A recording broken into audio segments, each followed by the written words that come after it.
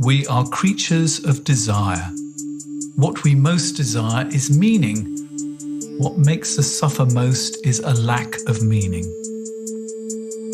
The Meaningful Life with Andrew G. Marshall. Marital therapist, author, and communications trainer Andrew G. Marshall invites guests from all walks of life to discuss what makes life meaningful. Hello, I'm Andrew G. Marshall, and welcome to The Meaningful Life. There is nothing more likely to make us stop, take stock, and ask deep and searching questions than the death of someone we love. Speaking personally, it was the death of my first partner 25 years ago which got me started on this journey.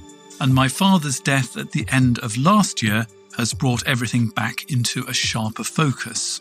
So I've been looking forward to speaking to my guest today. David Kessler is one of the world's leading experts on grief. He's the co-author of 2 books with Elisabeth Kübler-Ross, the famous psychiatrist who worked with people who were dying, and notice they went through 5 stages. These books, which David wrote with her, are called On Grief and Grieving, which took Kübler-Ross's 5 stages of dying and applied them to grieving, and Life Lessons. But today we're going to focus on David's new book, Finding Meaning, the 6th Stage of Grief. Well, before we talk about this book and Elisabeth Kübler-Ross, I want to talk a little bit about you. It's probably no accident that you became an expert on grief. What happened when you were young that set you off on this track for going around the world lecturing to doctors and police and first responders and people like me? Well, thank you so much for having me. You know, I love the idea of this podcast, and I think that death gives life meaning. I mean, anyone who's tuning out going, I don't want to talk about grief, we're really talking about how to get the most out of life and how to live it fully in the strangest way that, you know, we don't always get until we're in it. So you're so right. It chose me more than I chose it. I had a mother who was ill when I was a child. At a certain point, she got sick and had to go into the hospital that was hours away, the big hospital in the big city. And while we were there, she was in the ICU. I couldn't visit. You had to be 14. I missed it by a year. I was only 13. Some nurses snuck me in and others said rules are rules. So as I'm there, not getting to see her most of the time, we're at a hotel across the street. And at one point, someone starts yelling fire. Everyone runs out. We look up at the 18th floor, huge flames coming out. Fire trucks pull up. And as they're extending the ladder, shooting begins. They realize this is an active shooter. It went on for 13 hours. And finally, my father got us back to the hospital. And a couple of days later, my mother died. We weren't able to be with her. So in the span of a few days, I saw first responders, police, hotel guests, and my mother dies and I can't be with her or see that. So it was just the most confusing, traumatic thing I'd ever been through. And I woke up in a world where no one wanted to talk about this. And the only advice I got was be strong. I was going to ask what sort of help and support did you get? And it sounds like sweet Zero. Fanny Adams. Zero. In fact, actually worse than help, because 0 would have been better than just be strong, wouldn't it? Right. And it's probably a negative 0 because my father, for his own reasons, he was, you know, when I tried to talk about it, he was like, no, we're not talking about it. Yeah, my father, when my mother died, and I was in my late 50s by that time, but he never really wanted to speak about that death, even though it completely and utterly destroyed him. But he did not want to talk about it. So, but see, now as adults, we can look at it and probably go, oh, our fathers were in so much pain, they couldn't access it to talk to us or even access our pain. Like now we can look back and go, oh, it was about pain. But for me, I didn't know what that was about. Yeah, and I had a whole range of help and support, which you obviously didn't have. So what do you think has been the impact of that on you? Well, for a long time, I thought I was damaged, and I thought I would be damaged my whole life. And I was just going to be in that world and just be a damaged person. And there was no language. No one had ever been through what I had been through. I mean, we know that's sort of a ridiculous thought, but it felt like no one had been through what I had been through. And it wasn't until years later when I began looking into this that I'm like, oh my gosh, there's language, there's words, there's tools, you know? And the world or the universe was kind enough to send you in the direction of somebody who was perhaps the most likely person to talk about death that there was going. Elisabeth Kübler-Ross, how did your two paths cross? I started out in end-of-life care. How can we help people die more peacefully? How do we deal with the grief? And there was a large conference in Egypt, nonetheless, that she was going to be the keynote speaker when I was working on my first book. And that's when she had her stroke and wasn't able to go.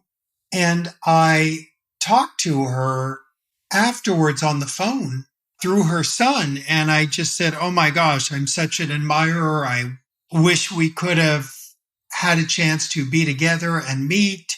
And she asked me all about how Egypt was. And she told me how she's recovering from her stroke. And then I began to end the call with, thank you so much. I hope our paths cross somehow, somewhere. And she said, how about Tuesday?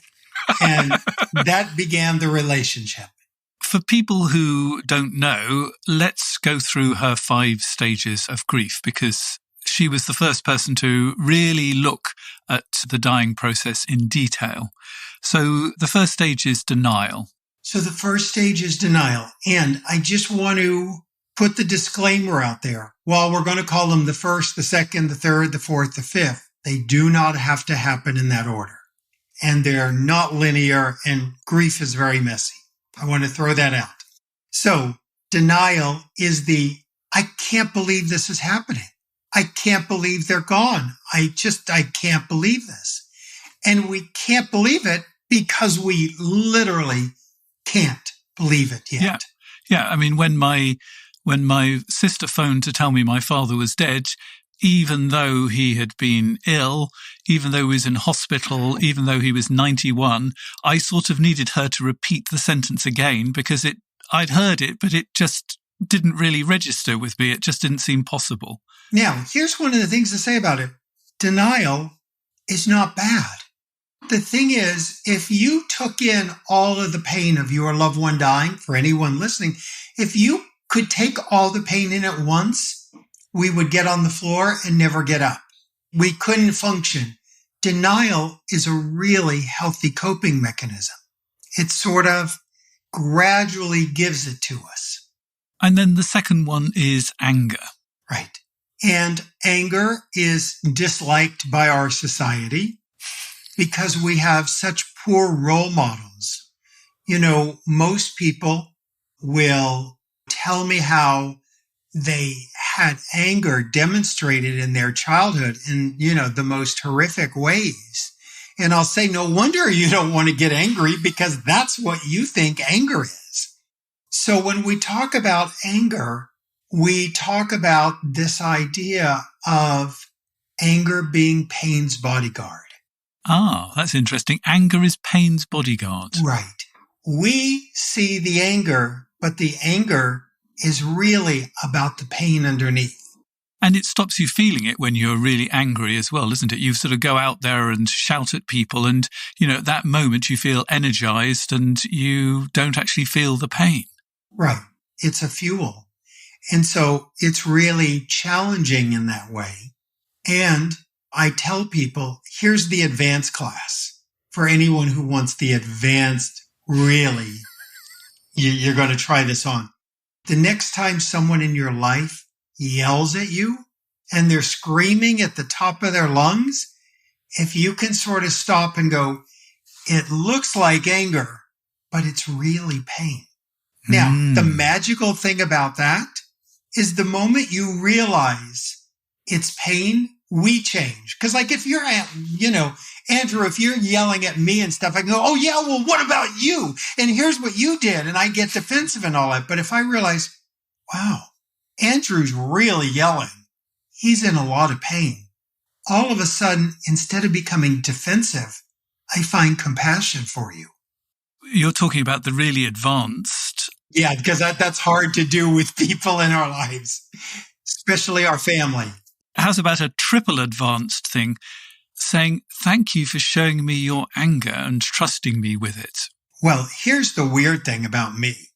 There's so many times in my own life I try to help people express their feelings, even if that feeling happens to be anger. And once in a while, someone will just get angry in my presence, or they'll really blow up or something. And literally, I'll applaud and I'll be so thrilled, and they're caught off guard. I haven't done that one. I think I'm going to give them a round of applause too. I think that's a lovely move. Let's go to the next one of our stages, and that is bargaining. Tell me about bargaining. So bargaining before death is the deal making. Please God, if I can have them for 5 more years, I'm going to be a better person. I'm going to go back to church. I'm going to be more honest. I'm going to volunteer. After death, it becomes the what ifs and if onlys. And then we have depression. Depression, it's a really fascinating thing. We have interchanged depression with sadness. Think about it. Kübler-Ross was really talking about sadness, but we don't even use the word sadness anymore. Oh my gosh, we got some bad news at lunch. We were so depressed, but we're okay now. Really? You went into a full depression at lunch and then you came out of it by dessert. That's amazing. No, you were sad. And the thing is, of course we're sad. Of course we're sad. Why wouldn't we be? And can we allow that? And it does sort of, this is speaking for somebody who's going through grieving at the moment, it can sometimes ambush you. And I think that's what is the shocking part, the sadness. Everything seems to be okay. And then suddenly you see something, or you remember something, or you think, oh, which house did my great-grandmother live in? And you suddenly realize that the one person who could actually answer that question is no longer alive, and you are overwhelmed with the sadness. And I think that's what makes it so difficult, is it just comes out of the blue. Because we expect it to be neat and tidy and on our terms. And our feelings don't work that way, They come up when they come up. People are surprised when I say, oh, that was a grief burst. They're like surprised that there was a name for it, that, when you're at work, something came up and you burst into tears. That's a grief burst. And in my world, it's a very normal thing. When you don't know those exist, you don't know what's happening and you think something's wrong with you and you're apologizing to everyone. And then we have, I think, the most misunderstood of these 5 stages, and that is acceptance. Now, this doesn't mean that we're okay about And for the loss, anyone does listening, it? I'm going to give them the backstory on the stages in a moment. So if you're like, you hate the stages, I'm going to give you the backstory, or if you love them, I'll tell you that. I'll confess, I don't like them. I mean, I found them incredibly unhelpful when I first went through it. But I think that's more because of the way they've been reported rather than the actual idea. Right. So tell me first about acceptance, and then we'll do the backstory. So acceptance is so misunderstood because of 2 reasons. We think there's one big acceptance, and there's a million. When you're arranging a funeral, you're finding a little acceptance. When you're attending a funeral, you're finding a little more acceptance. So there's a million moments of acceptance we have to deal with. The other thing is people think as you find acceptance, the grief is ending. And acceptance had a finality that Elisabeth and I never meant it to have. When we talk about the stages, first of all, what Elisabeth Kübler-Ross did that was so profound is she said, these are observations that I've seen in dying people, and later we also see them in people in grief. They're observations. I've been watching the sun, and it seems to rise in the east and set in the west. Now, I think the misinterpretation is that people think she said, for everyone, here's when sunrise will happen every single time. Here's when it will set every single time. And these are general observations. And by the way, if you read her original work, there's many, many stages, more than 5. I think the media wanted 5 easy steps to come up with, which is why it was that way. And when we talk about those stages, for people who are just thrown into grief and they're like, I think I'm crazy. I don't know what I'm feeling. What's going on? Literally, when that's happening, this idea that there's a loose scaffolding called some stages is sort of so helpful to some people. But the interesting thing is when Elisabeth and I wrote on grief and grieving, on page 1, literally on page 1, the stages aren't linear. They're not a map for grief.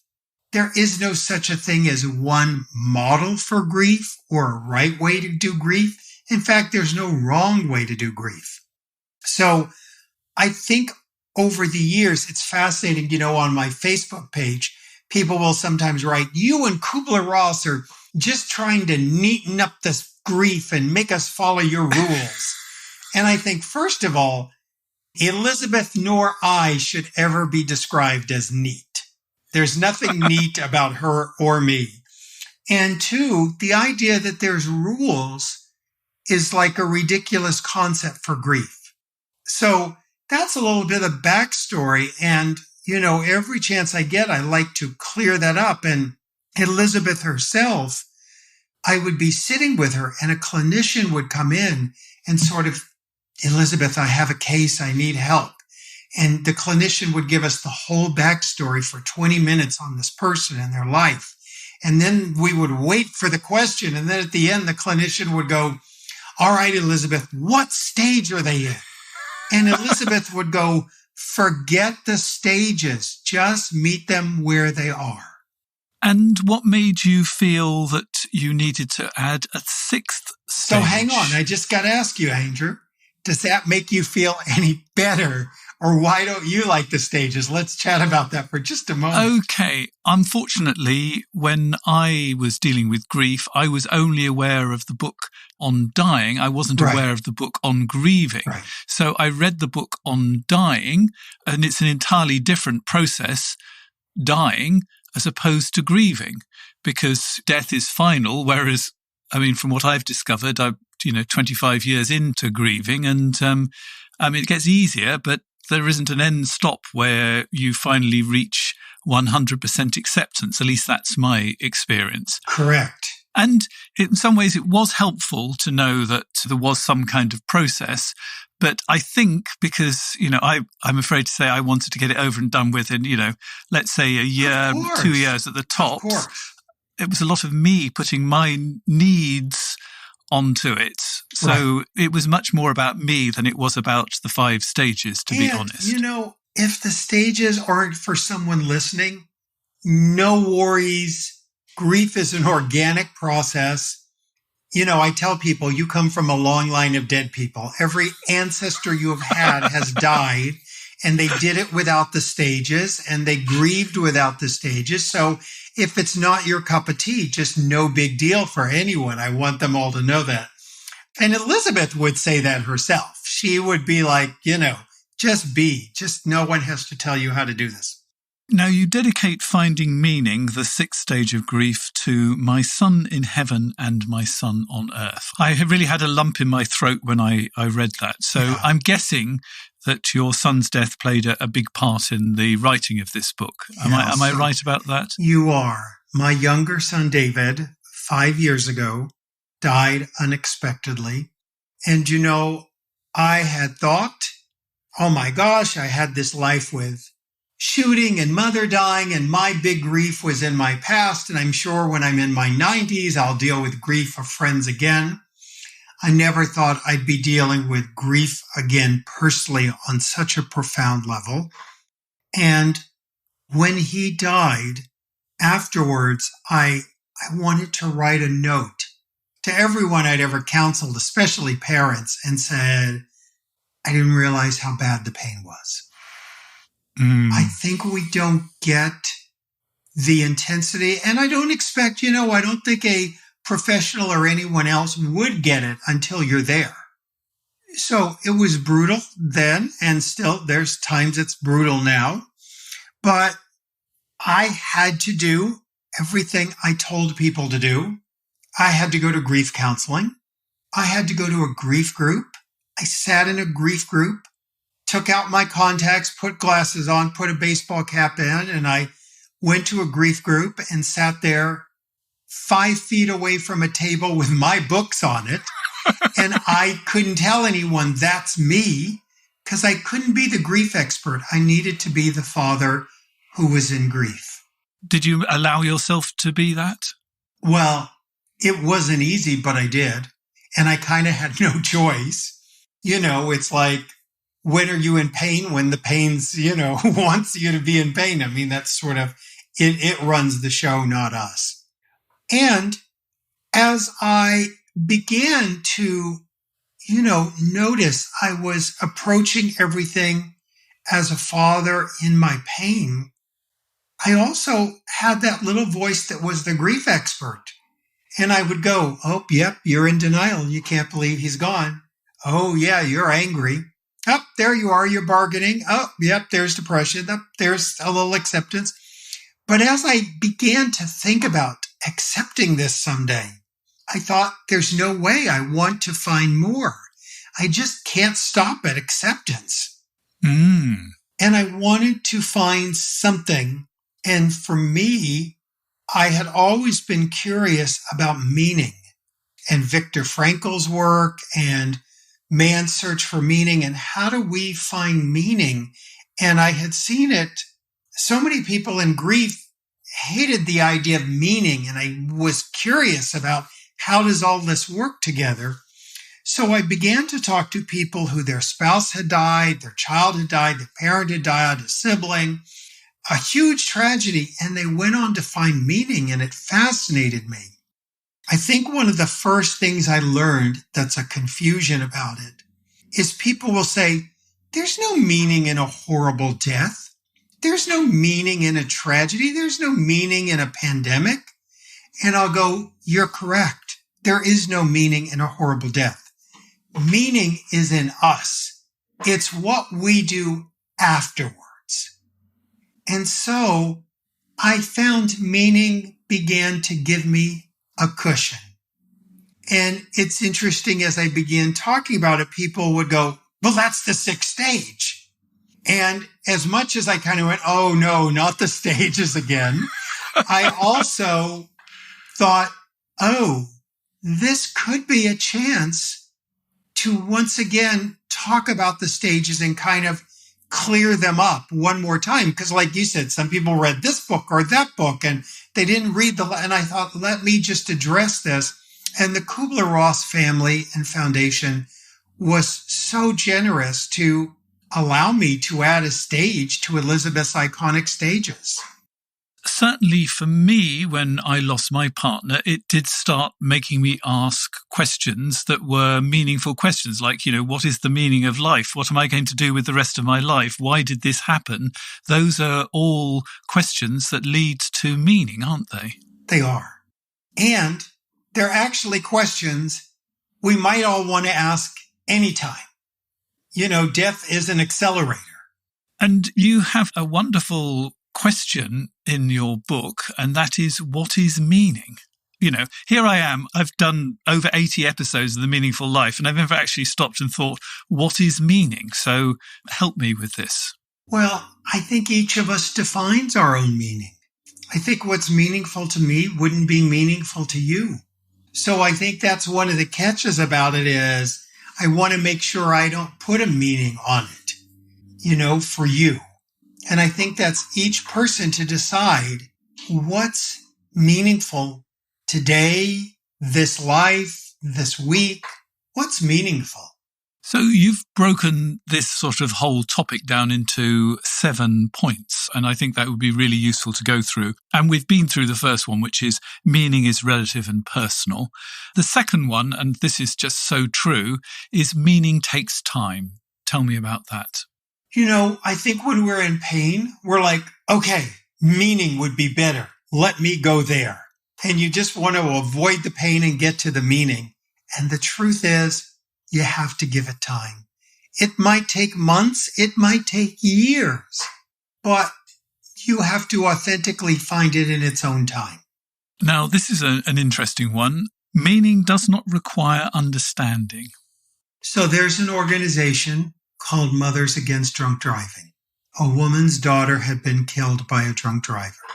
She has gone on to save thousands of lives, maybe millions. She's found great meaning.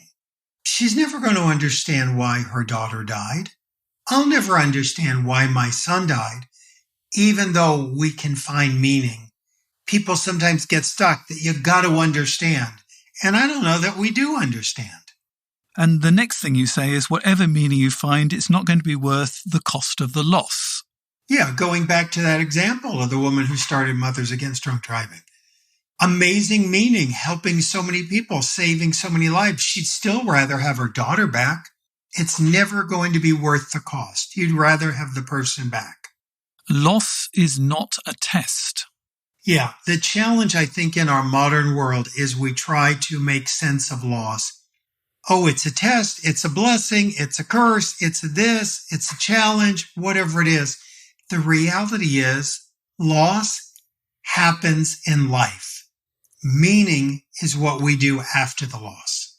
And the next thing you say is you have to find your own meaning.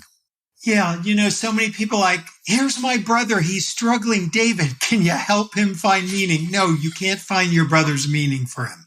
Your brother has to find it in his own way and his own time. Surely you can sort of help by asking questions and listening to people. I think we still got to do it on our own. Well, I think it's actually quite good to have somebody there along the ride to support you on it. But Well, yes, but as long as they don't have an agenda of, Andrew, I got to get you to meaning. Do I think you should have someone on the road with you? Absolutely. But if their agenda is get you out of pain, get you to meaning, sometimes they're just trying to make themselves more comfortable. Yes. Because Andrew, your grief makes me uncomfortable. Find meaning. Thank you, David. You're so kind. You're welcome. Meaningful connections will heal painful memories. Yeah. Sometimes when people get stuck over time, they just stay stuck and lost in the painful memories. And there's so many meaningful moments that can help with those memories so that we're not replaying the bad ones. We don't want to revolve. We want to evolve. This is something that I thought was interesting reading your book. Is there are different grieving styles? What are the different grieving styles? Well, I think the big takeaway from that is the recognition that there's a grieving style out there called practical grievers. And practical grievers are our type A friends who grief to them is attending the funeral. They grieved. That was it. Or cleaning out the cupboards. Or getting back to work right away. We want to get them to try to feel more, and they often want to get us to feel less. But they're just two separate grieving styles. So the practical grievers and what you call the other kind. Well, I don't like to use the term feeling grievers or whatever it may be, but it's sort of the practical grievers aren't having these discussions. they're back at work. And so all the rest of us are the ones having the conversation. I was going to say, neither you nor I would fit into the At least I certainly wouldn't fit into the practical grieving category. Right. And, someone might go who's listening, oh, I'm a practical griever. No, you're not. Practical grievers aren't listening to podcasts when they start talking about grief. If you say to a practical griever, what's grief? They're like, you go to the funeral, you cry, boom, you're done. That's your grief work. So what's the first step in finding meaning then?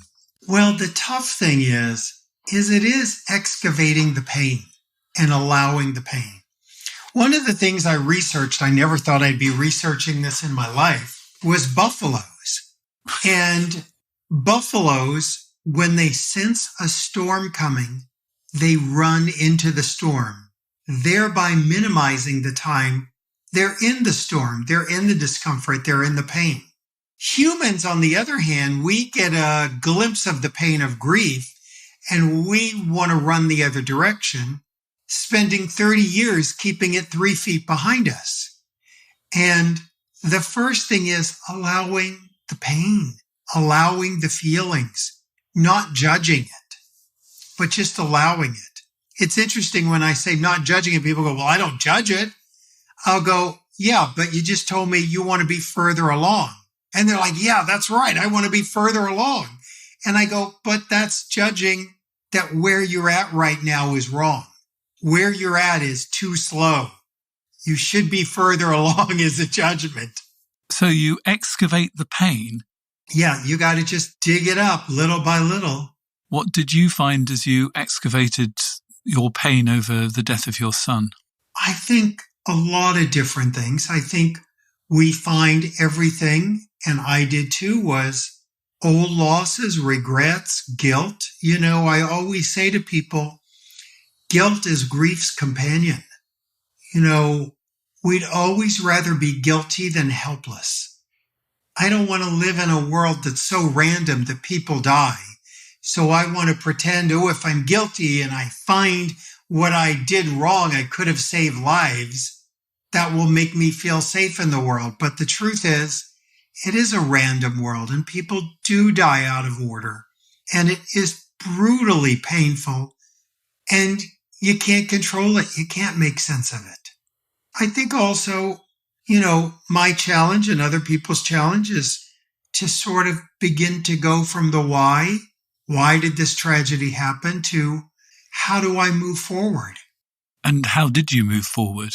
I think by writing the book, by talking about it, by going to grief counseling, by sitting in those groups, by being the person in grief.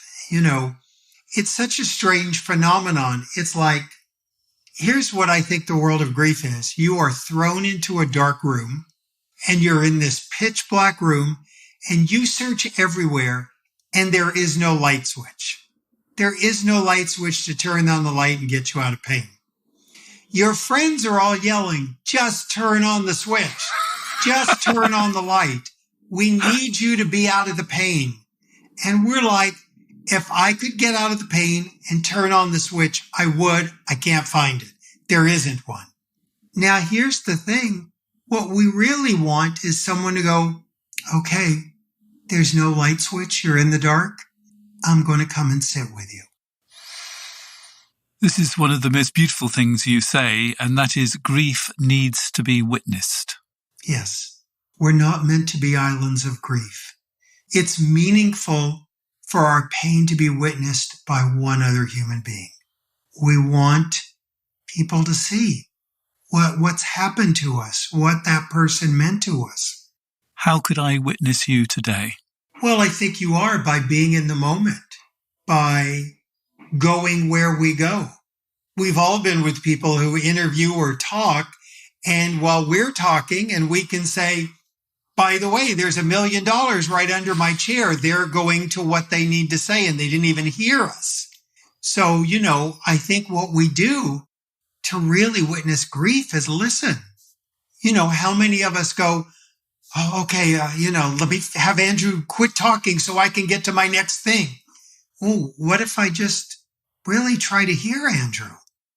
Do you think meaning has to have a spiritual element to it? No. And do you think that's one of the things that actually stops people from finding meaning? They think it's only under the spiritual chair, yeah, so to because speak. we're not talking about pouring pink paint over things. Here's the thing about meaning. People think, all right, should I go start a nonprofit? Is it a charity? What should I do to find meaning? That's the big, gigantic meanings, but most of meaning is in the small moments. Andrew, this is a meaningful moment that you and I are having. We're sitting here talking about the hardest subject in the world, and people who might be listening have gone through the hardest moments of their life, and I find it so meaningful to just name this meaningful moment. I'd sort of, if you don't mind, I'd like to sort of try and get it a little bit less abstract and a little bit more concrete. I mean, you have lots of stories from people in your book. Can you give us some sort of examples of people you've spoken to and sort of small concrete things they've done that have been meaningful for them? Sure. I think that meaning can be a spouse who's died and, oh my gosh, how their life changed your life.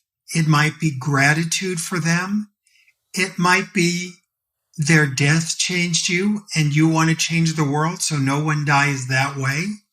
I mean, it can really manifest itself in a million different ways. There was one woman that I talked to. Her child had died at I think 2 years old. And she was really trying to convince me there was no meaning. And she had spent 2 hours telling me about her sweet son, Aaron. And she said, see, and that's why there's no meaning. And I said to her, oh my gosh, I feel like I know a little bit about Aaron now. These 2 hours have been so meaningful to me. Aaron lives now. Our loved ones don't fully die as long as we remember them. Aaron's a piece of me now and always will be. I mean, look, she probably told me that story 5 years ago, and here I am still telling you, Andrew. That's meaningful. So there's a million little moments that we can find.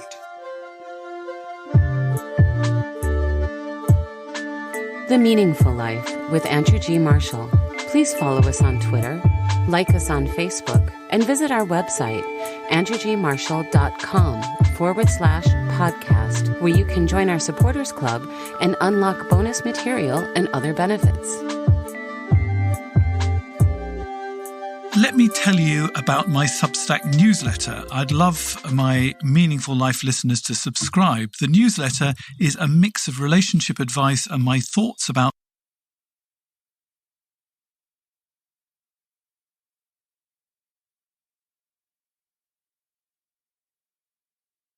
You can find everything at themeaningfullife.substack.com, so please do sign up. Details will also be in the show notes. Also in the show notes will be all the details of David's book, his course, his website, and his groups. We'll talk more about those in a moment. One of the things that we're now doing is inviting everybody to write in with something they'd like me to discuss with one of my experts, and I think I found an appropriate one to discuss with David. I feel envious of my aunt, who says she can still talk to all the people that she loved, but who have died, like her husband, her daughter, and her sister, my mother.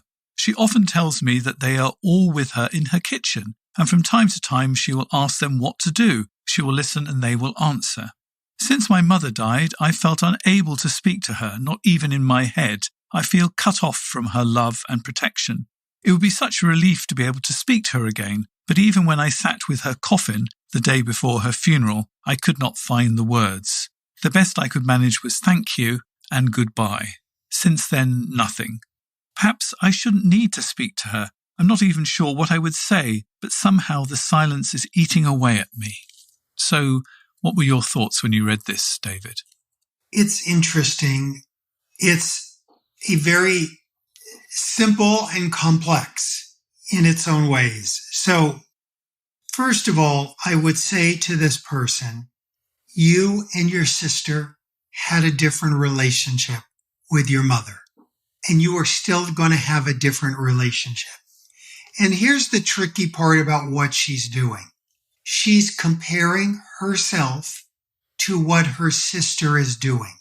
Whenever you are comparing, you have left your heart and gone into your mind. We speak through our heart to loved ones who have died, not through our mind. So she has to just release her sister. It really doesn't matter what her sister does in her grief. It only matters what she's doing in her grief. So that's the first thing. I think we find in life, comparing ourselves to others always makes us unhappy and doesn't get us close to where we want to be. I also think she's underestimating. I mean, she said, thank you, or she said, thank you and thank goodbye. you and goodbye. Even Kübler-Ross used to say, there's only a few communications that matter. And one of them was thank you and goodbye. Those were two of them, thank you and goodbye. The other one was I love you. So the idea that she said thank you and goodbye, to me, is pretty profound. I don't know what else to throw in there that she should have said. The other thing is she might be giving death more power than it has. Death doesn't have the power to end a relationship. It doesn't have the power to end our love. I send my son love every day. I didn't quit loving him when he died. That's within her power, is to send her mom love. If you're sending love and you're in your heart, it might change the communication for her. It might not. But at the end of the day, sending love to those who have died and just being present is all we can do. And, I can't tell anyone why someone has dreams, why someone doesn't, why someone gets signs, why someone else doesn't. I think that's all a mystery. But the more we're just present in our own life, the more things happen. So you say death doesn't end our relationship with our loved ones. How does the relationship continue? I still parent my son. I still love my mother. I still love my father. I still think about them. I still talk to them. My guess is for this person, maybe the talk is just too painful now. But if she can physically say goodbye and thank you, she can also say, hi, Mom, I'm sending you love wherever you are. I do that with my son all the time. I didn't stop loving any of them on the day they died. It continues. Now, would I love my son to physically walk in the door and we hug each other? Of course, I would give anything for that.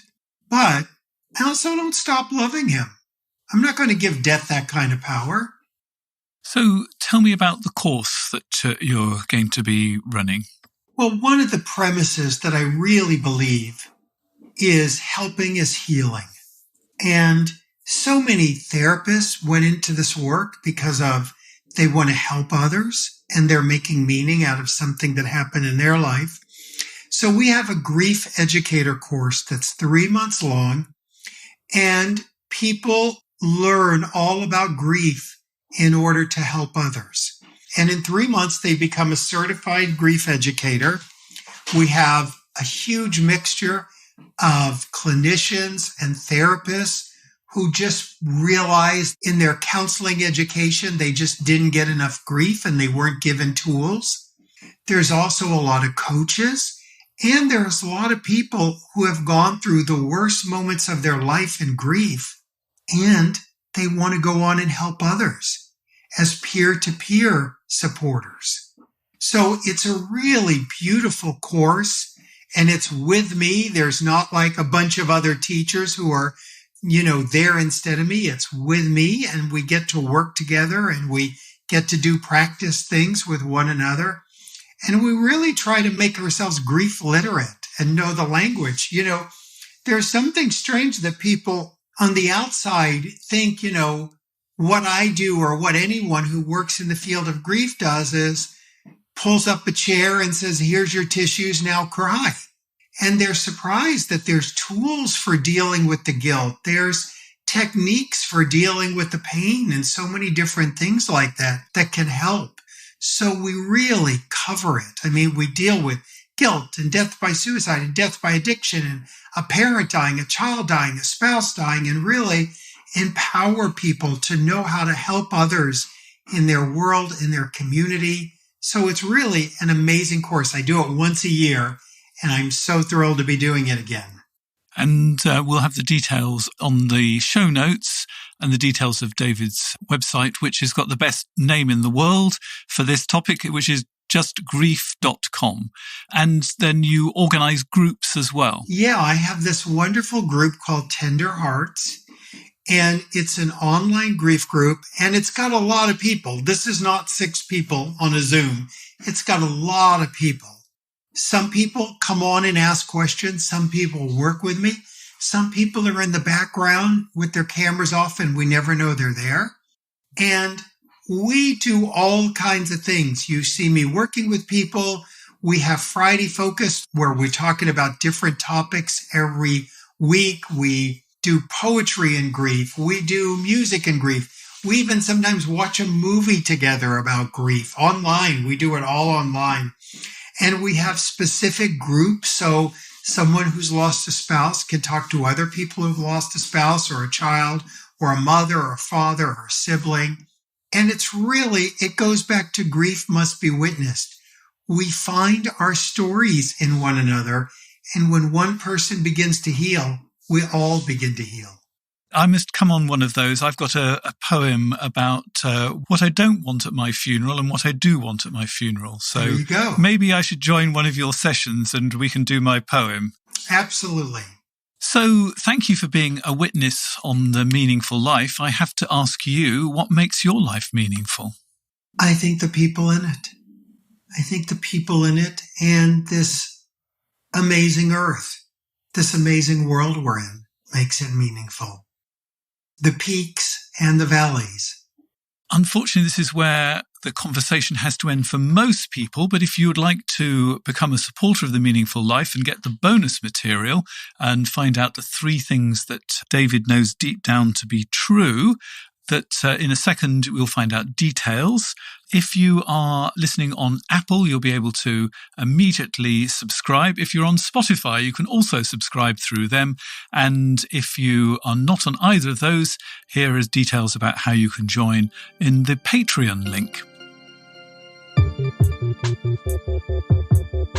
You've been listening to The Meaningful Life with Andrew G. Marshall. You can follow Andrew on Twitter, like him on Facebook, and please leave a review wherever you consume your podcasts. Making, editing, and distributing The Meaningful Life comes with substantial costs, and we'd like to ask for your help.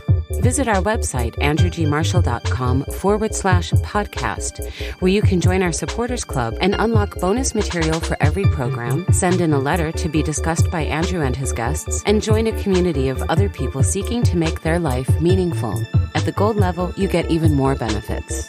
Production of The Meaningful Life with Andrew G. Marshall is by Michael Dooney. Social media by Madeleine Healy. Sound engineering and theme tune by Sebastian de la Luz Mendoza. And I'm Susie Colick. Please tell your friends and spread the word. Thank you.